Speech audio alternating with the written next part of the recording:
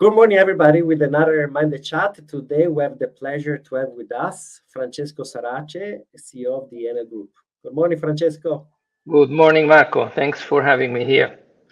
So great to chat with you. Now it's been exactly a year ago since we had the last chat. How was 2021 with you? How did it treat you? Were you able to ride enough miles on your bicycle?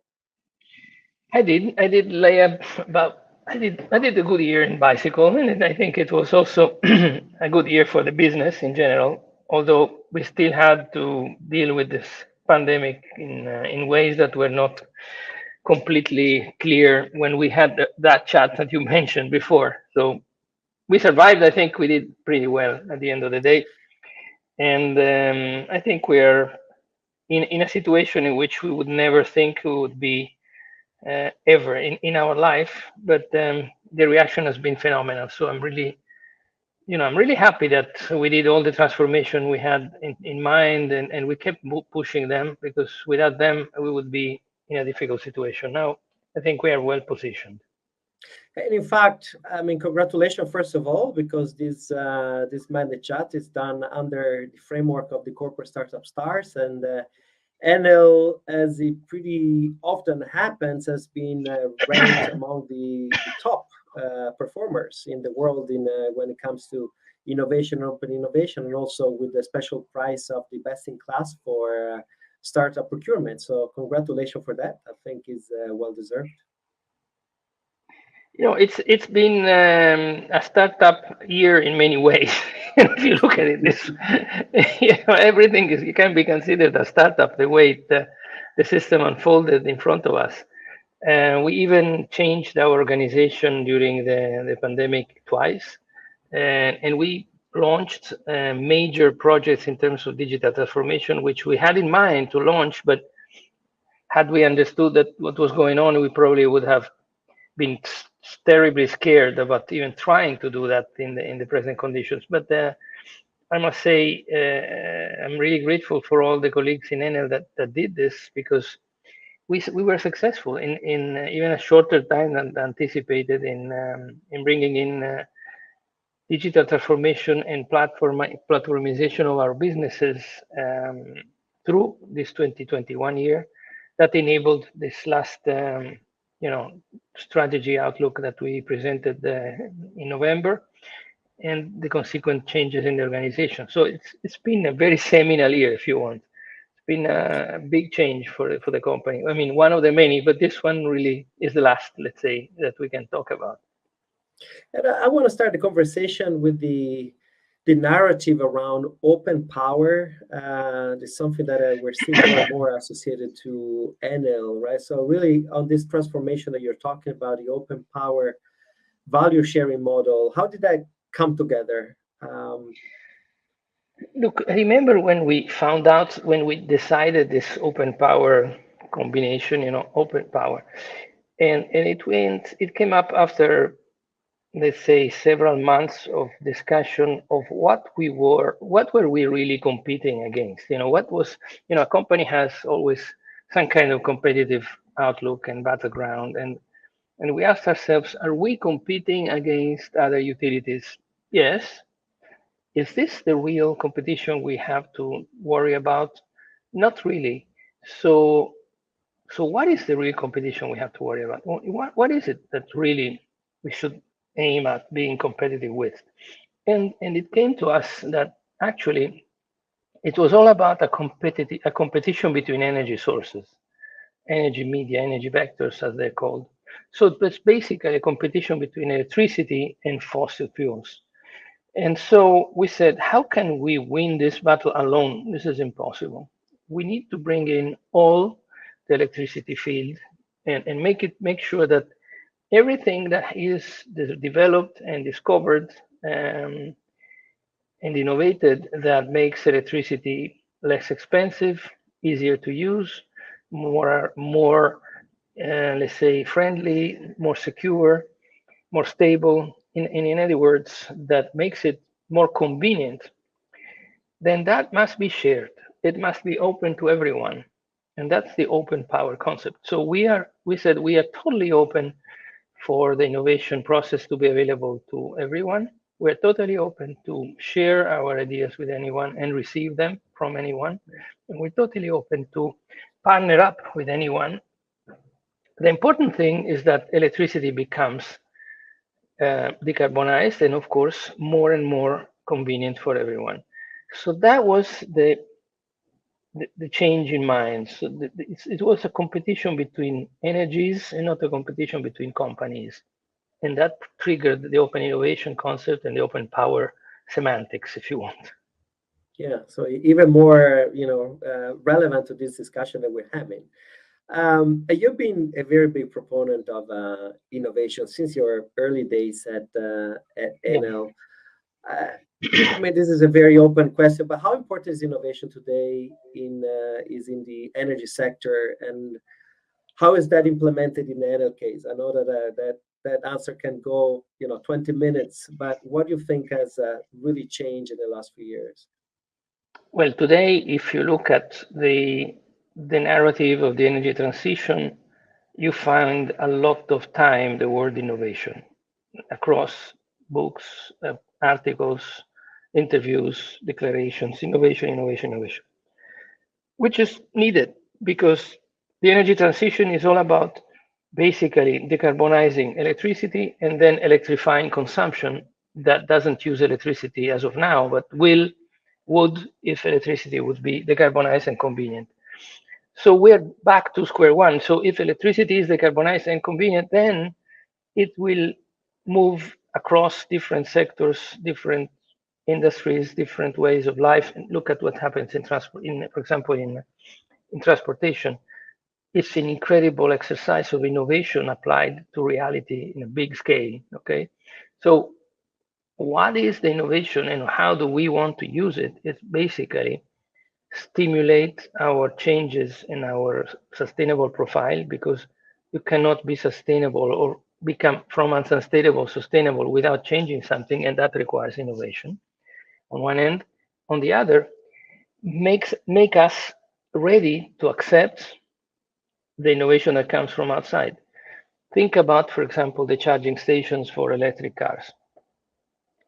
They are not a steady state technology at all. And so the networks and the systems that we put down 5 years ago need to change already because the cars have changed.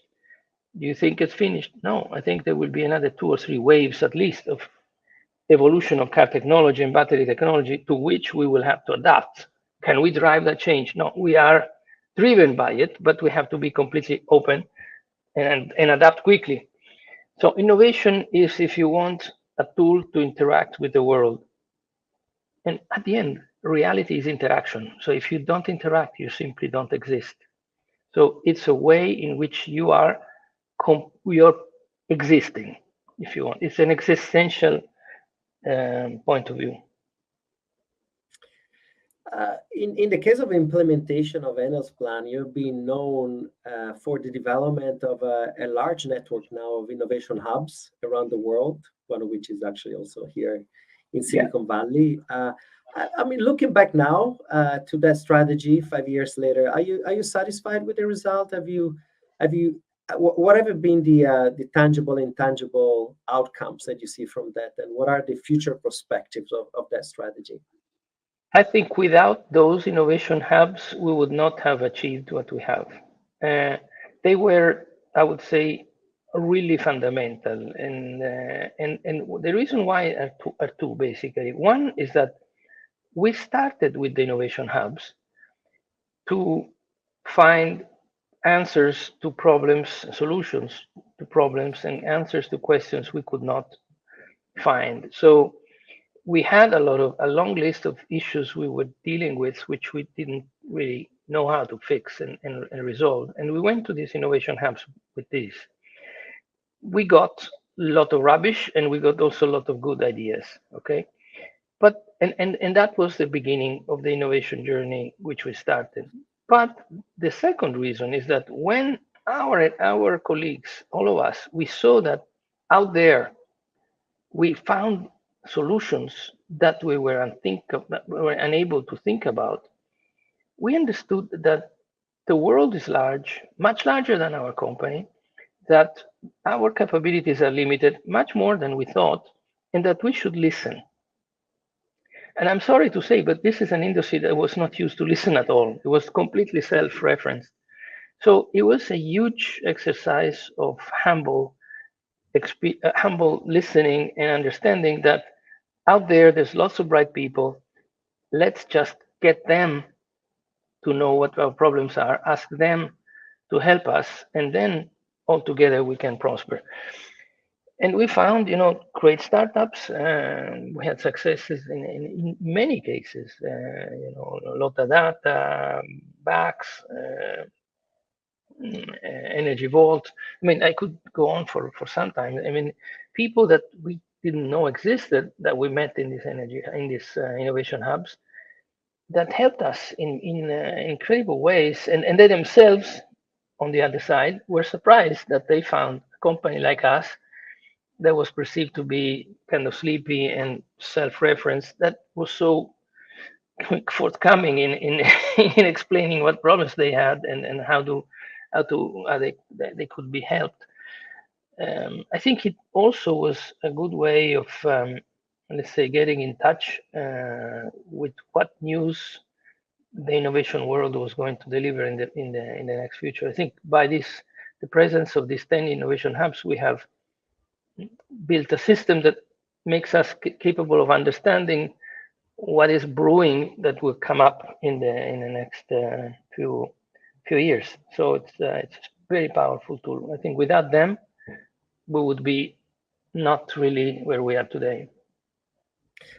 What do you think the future perspective of those innovation hubs can bring? I think some of them will evolve in more, let's say, physical presence. So some of them will probably become more stable, manned, if you want, posts. Some of them have already been included in the organization on a physical standpoint, like the one in Boston. Others might just fade away because we think, or maybe they change completely tack. And I understand if a community focuses completely on biotech, I mean, maybe it's interesting from a cultural standpoint, but for us, it's really another field. So it depends very much. But it's an evolving field. For example, we don't have that much of innovation hubs in Asia. We're looking to find maybe more over there and cover also the Southeast Asia region with other innovation hubs over there. So it's a completely always moving environment. Yeah, that's basically the story. I think it's today a stable part of the organization. It's accepted and it's very well connected with the organization in many ways. And then Ernesto Ochoa has made a great job at doing that, which was close to impossible, but he succeeded. And so, yeah, they will keep evolving with us. Very good. I want to conclude the conversation talking about sustainability and building a sustainable future. There's been one of the 2021 leit-motifs. I don't think there is a single week now without a communication of a new fund or a new venture on climate tech or focus on climate tech. You've been talking about this way before it became a buzzword. What is the importance today of sustainability and, in fact, the effective measurability of that within Enel? I think that, first of all, it's good that it becomes more and more common because this starts to become a large drain. So the more we are on it, the best. I think it's the metrics are important because metrics are needed to, number one, in a way, satisfy the human need for people that work to understand that the work is going somewhere. So it's a measure of one's efforts, and I think it's just understandably natural that this must be there. On the other, it also helps to project to the world, to financial communities, and to the system that this is something real. It's not a fuzzy concept that we're good. This is not because we're good. We do things that have some impact or large impact on society and communities and environment. And so, like I said, metrics is the boring part of sustainability, but it's not so boring if you look down at what the impact is. So you need them. And I think there's still some work to be done around that because it's not completely satisfactory, and let's say it's not completely uniform in many ways. So, but that's okay. I mean, it takes time for these things to finally evolve. I am quite confident that in the next few years this will be finished and resolved somehow, and then we will be accepting these metrics as we accept, the standard metric system from this part of the world or the English one, but it's still a measuring tool. I mean, I think overall the sustainable concept evolves. It will evolve in a very powerful way of avoiding mistakes, of avoiding wrong choices, of doing things that have value for others, which are ultimately those that count, and also to do things that have value over the longer time frame. So not the hit and run business, but the hit and build and stay and prosper business, which is the one we think we are all about. So it's a huge revolution that starts with basic concepts, but then really changes the way you look at the world and helps the companies and all companies, I guess, to do the right choices, even if they sometimes entail uh, strange ways of thinking that seem kind of at odds with economics, but they're not. They are actually improving your economics over the short, medium, and long term. It's unbelievable how this actually accelerated even from last year conversation that we had that was prompted by a new world of reference where sustainability was potentially at the core of it, but today we're talking it as you mentioned, one of the business fundamentals, and I think now this has been today everybody's approach to it. But if you look at it from a very, let's say, from the point of view of an investor, you have a monster that you cannot control and that scares. It's really scary from an investor standpoint, which is the evolution of technology. I mean, today you invest in something, but you don't know in 3-4 years, maybe there's a new technology that wipes you out.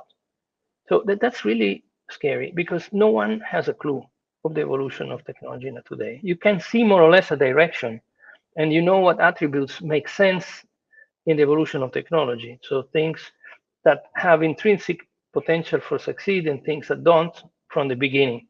But then there's so many choices. So that's really, I think, an increasingly risky part of the investor work. Okay, so to offset that, I think sustainability is a huge effort, is a huge help because it gives you some kind of a compass that avoids, within the wide array of technology evolution, avoids those choices that are not sustainable over the medium long term. So they intrinsically, even if they appear nice, they intrinsically will then evolve in the wrong direction. So it's in a way, it's a device that can help all of us to steer in this uncertainty with some guidelines. That is, at the end, why do we all do this? Because we want to help other people or to make other people progress in some way in their lives. I mean, otherwise, why do this? Yeah, and I think that's a perfect ending to our conversation. So, Francesco, congratulations again in the successes of Enel in the world of open innovation, and hopefully we'll be able to have this conversation again this time of the year next year.